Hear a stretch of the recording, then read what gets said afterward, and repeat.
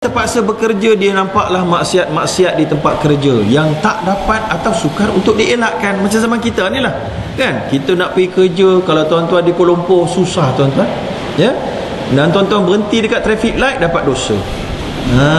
Bukan suruh jalan kat traffic light dapat dosa juga, berhenti pun dapat dosa juga. Sebab banyak sangat orang-orang lelaki, orang-orang perempuan yang naik motor tapi betis-betisnya terdedah semasa naik motor. Kalau ikut pengalaman saya pula, berhenti kat traffic light depan Chowkit Road tu, kemudian kan waktu kita berhenti tu orang lalu depan melintas jalan. Yang melintas jalan ni macam-macam fashion tuan-tuan. Ada yang sanggul kepala unta, ada yang sanggul alien, ada yang baju kebaya tapi kainnya tak terjahit. Bila dia melangkah tu nampak betis dia. Ya Allah, kita bukan nak tengok tuan-tuan, tapi dah depan mata. Kan orang kata tak tengok kan membazir pula kan. Tengok pun membazir pahala jugalah, istighfar lah tuan-tuan. Tapi depan mata. Ya, itu kalau berhenti masih boleh lagi nak cuba tunduk bawah tuan-tuan. Masih boleh nak tunduk bawah. Tapi kalau tengah bawa kereta macam mana? Bercilok kita tuan-tuan, nampak betis. Yang suaminya dayus, suaminya dayu, dia biarkan betis isteri dia dipamerkan sepanjang jalan. Ya Allah, tak ada rasa cemburu langsung tuan-tuan. Inilah fenomena umumul balwa hari ini yang disebutkan oleh para ulama usul fiqh, iaitulah dosa berada di mana-mana yang sangat sukar untuk kita elakkan daripada melihatnya.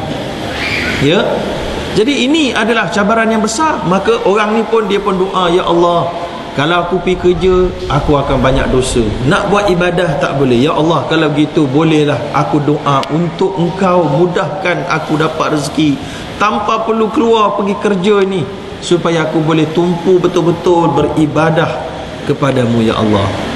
Ya, bagus tak doa dia? Tuan-tuan nak doa gitu? Ya, bila dia doa begitu, selang beberapa ketika, ini zaman dulu lah, bukan ada motor masa tu, tapi samalah ada banyak maksiat kat pasar. Ya, maka bila mana dia doa begitu, maka tiba-tiba berlaku satu insiden yang tidak dikeingini, iaitulah dia telah difitnah. Dia telah difitnah melakukan satu perkara yang dia tak buat. Yang perkara itu merupakan jenayah. Dia cuba mempertahankan diri tetapi gagal. Akhirnya dalam pada sibuk dia berdoa untuk dapat makan percuma dan seumpamanya, dia tak sedar rupa-rupanya dia telah difitnah. Lalu akhirnya dia dipenjarakan. Dia berasa sangat sedih dengan fenomena tersebut.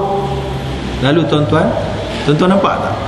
Sebenarnya tanpa dia sedar, dia punya doa sudah dimakbulkan Allah. Nampak? Iaitulah dia nakkan makan free dalam penjara, makan free tuan-tuan. Dia nakkan waktu yang khusus, tak ada orang kacau untuk ibadat. Dalam penjara memang tak ada orang kacau, puas-puas tahajud lah 24 jam pun tak apa.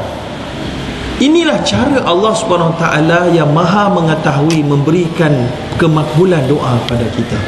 Ia boleh jadi dalam bentuk yang kita suka, boleh jadi dalam bentuk yang kita tak suka tuan-tuan. Ada businessman kat sini, doa untuk maju setiap tahun. Alamak, 1% je peningkatan. Macam mana ni? 1% je. Ya Allah, tolonglah menaikkan lagi ke rezeki aku ini. Tiba-tiba tahun depan runtuh, kena tipu dengan accountant dia, bawa songlap duit. Dia kata, ya Allah, kenapalah Allah timpakan bala ini padaku. Ingatkan nak makin untung, tengok-tengok hilang beberapa puluh ribu. Tapi akibat hilang itu, dia mula belajar lebih dalam. Dia mula interview dengan lebih bagus. Dia mula ambil sistem-sistem yang dia kedekut nak ambil sistem sebelum ni. Dia mula beli sistem-sistem yang lebih hebat.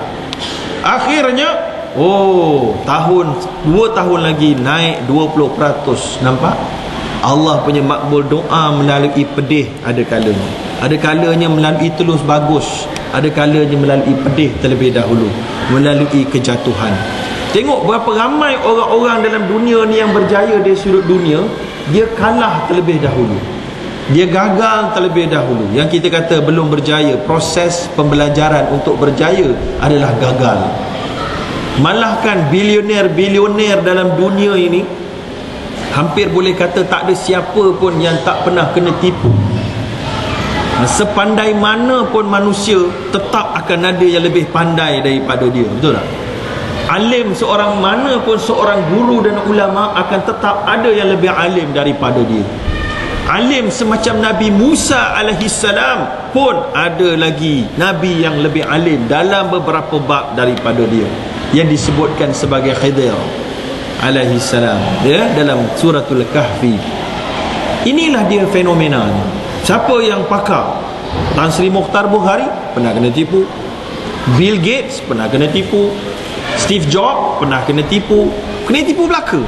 Jadi ini adalah fenomena, tuan-tuan. Jadi sebab itu jangan bila mana kita doa, kita nakkan doa tu dimakbul dalam bentuk yang kita suka semata-mata. So ada kemakbulan dalam bentuk yang kita tak sedar dan perasan, ya. So, jadi itu nombor 2. Nombor 1, qada dan qadar. Jangan kerana rezeki kita marahkan Allah, ya. Yang kedua, jangan kerana rezeki kita putus asa dan memblacklistkan doa-doa kita, ya. Yang ketiga, kerana rezeki jangan kita tiba-tiba mengurangkan ibadah. Allah kata, rijalun la tulhihim tijaratun wala bai'un an dzikrillah. Allah kata, kami nak manusia-manusia yang bekerja, usahawan dan usahawan wanita, yang mana kerja mereka tidak melalaikan mereka daripada ingat Allah. Lalu mana-mana kerana rezeki menyebabkan kita doa makin tak sempat, solat makin tak sempat, ketahuilah rezeki itu fitnah. Kalau kita makin kaya, kita makin senang, dan kita menjadi makin senang ke masjid, makin senang beribadah, makin senang berdoa, itu namanya barakah. Kalau banyak kaya, banyak naik pangkat, maka angkat tangan pun jadi pendek minit dan saatnya, itu namanya kita sudah tewas dengan fitnah rezeki. Ini juga yang disebutkan oleh Allah Subhanahu wa taala, huwa ansha'akum minal ard wasta'marakum fiha. Allah kata, kami yang jadikan kamu daripada bumi, dan kami beri arahan pada kamu untuk kamu memakmur dan bekerja di atas muka bumi ini. Tapi Allah juga kata, fastaghfiru, hendaklah kamu minta ampun pada Allah. Minta ampun pada Allah, iaitulah kerana dalam proses cari duit pasti akan banyak dosa kita buat. So orang yang tidak ditipu oleh rezeki adalah orang yang amalnya tidak berkurang, tapi dia sentiasa sedar ada dosa-dosa, perlu beristighfar. Istighfar ni kata para ulama untuk dosa-dosa kecil, tapi Allah kata fastaghfiru thumma tubu ilaihi. Lepas kamu istighfar, hendaklah kamu taubat pada Allah.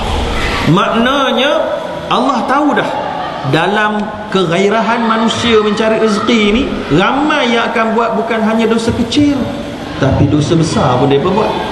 Sebab itu Allah kata istighfar, kemudian taubat. Jadi kalau sesiapa yang ketiga kita sebut ni dapat rezeki menyebabkan ibadah solat menjadi pendek ataupun lompong, zikirnya menjadi tak ada, doa pada Allah menjadi malas. Kenapa? Dia kata, buat apa dah aku doa pada Allah, aku kaya dah, orang dah doa pada aku.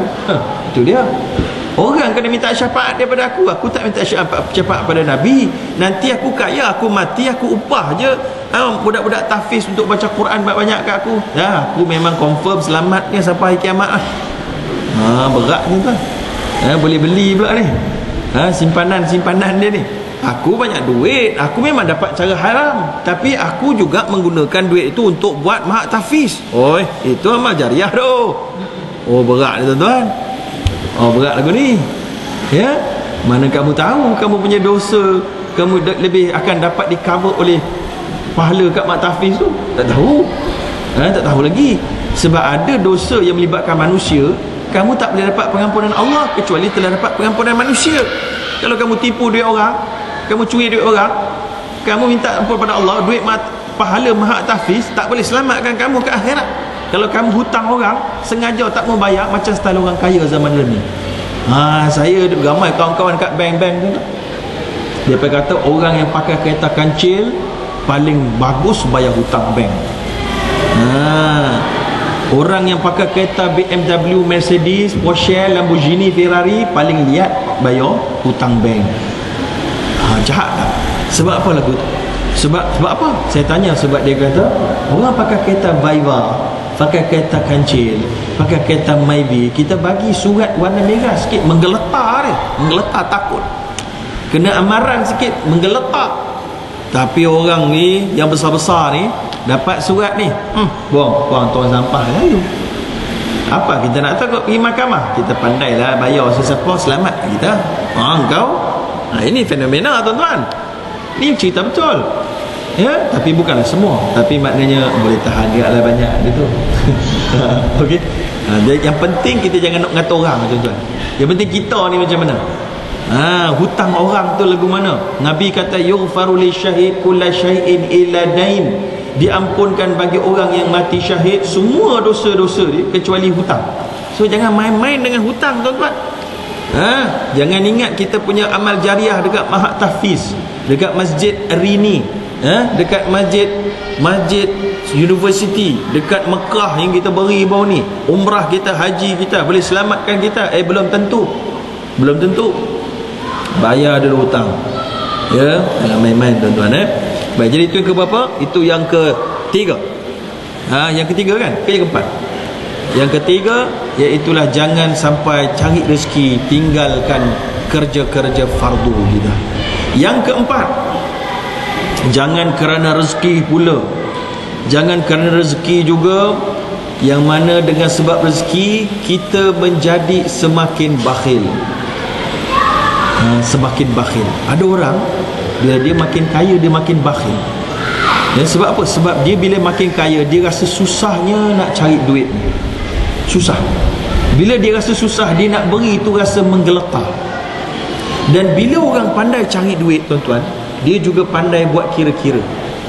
Bila dia buat kira-kira, dia tahu macam mana untung rugi tuan-tuan.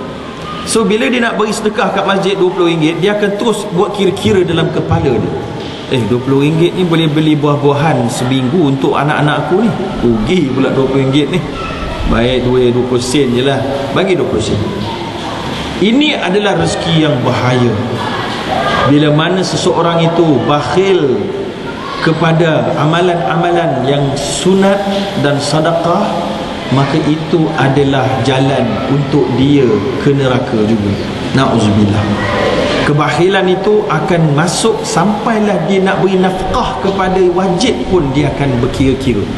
Dia nak beri nafkah pada isteri, dia berkira-kira. Dia nak beri nafkah kepada anak, dia berkira-kira sangat. Dan akhirnya dia nak beri nafkah pada diri sendiri pun dia berkira-kira. Sampaikan dia sanggup pakai pakaian yang compang-camping bukan sebab zuhud, tapi sebab bakhil yang terlampau amat. Ya. Baik, jadi ini adalah yang keempat. Yang keempat. Yang kelima, jangan kerana rezeki kita jual agama. Ini pun jalan boleh membawa ke neraka. Ada orang dia lambat sangat dapat rezeki, dia tak dapat-dapat, maka dia pun rasa aku ni ada belajar agama sikit, aku jual lah agama aku. Ada siapa-siapa nak beli tak? Siapa-siapa nak beli tak? Jual agama yang disebut dalam kitab tafsir yang pertama sekali adalah orang yang mengikut arahan telunjuk sesiapa yang diingini kata halal. Aku kata halal lah. Siapa yang kata haram, aku kata haram. Itulah sebabnya Imam Abu Nu'man, Imam Abu Hanifah, pernah sekali dia telah pun diminta oleh khalifah untuk menjadi qadhi, tapi dia tolak. Padahal dia antara yang paling alim pada ketika itu. Maka khalifah panggil dia, sebab apa kamu tak mau jadi qadhi? Maka Imam Abu Hanifah kata, kerana aku tak layak. Aku tak layak, ada orang lebih alim daripada aku. Maka khalifah kata, kamu bohong, kamulah yang patutnya yang paling alim di zaman ini. Maka Imam Abu Hanifah kata, sudah tepat sekali jawapan tuanku, ataupun Amirul Mukminin. Amirul Mukminin kata tadi apa? Saya bohong kan? Jadi macam mana seorang qadhi boleh dilantik daripada seorang pembohong? Jadi